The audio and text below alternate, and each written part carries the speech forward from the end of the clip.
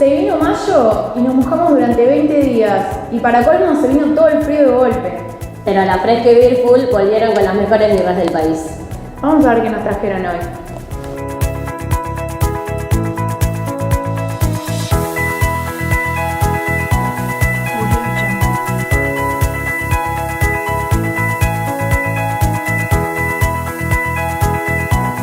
Como siempre, si querés saber todo sobre la birra en Argentina, metete en alafresca.com.ar.